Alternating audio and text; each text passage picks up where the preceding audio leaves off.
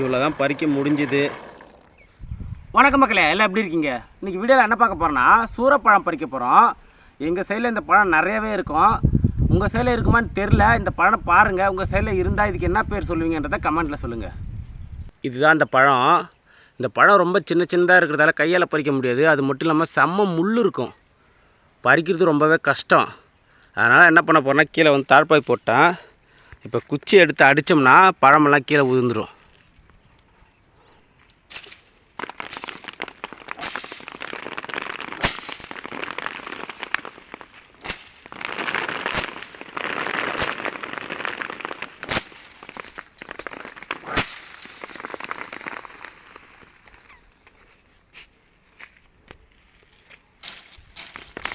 தட்டன பிறகு விழுந்திருக்கு, பழமும் விழுந்திருக்கு, காயும் விழுந்திருக்கு.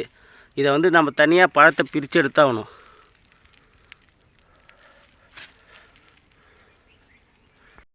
இது இப்போ பாருங்கள், தெளிவாக தெரியும் பழம் எவ்வளோ சூப்பராக இருக்குன்னு. இதை வந்து அந்த மரத்தில் பறிக்க முடியாது. அது மரம்னு சொல்ல முடியாது, செடின்னு சொல்ல முடியாது. ஒரு கொடி மாதிரி இருக்கும், செம்ம முள் இருக்கும், பறிக்கவே முடியாது.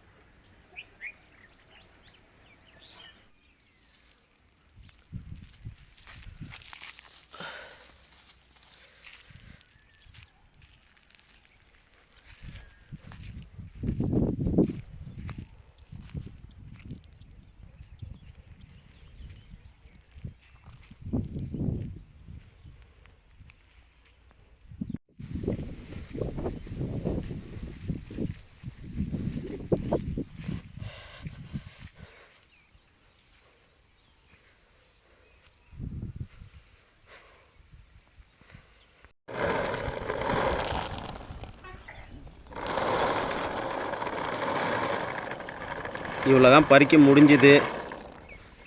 நிறையா பறிக்கலாம்னு நினச்சோம், ஆனால் பறிக்க முடியல. கொஞ்சம் தான் பறிக்க முடிஞ்சுது.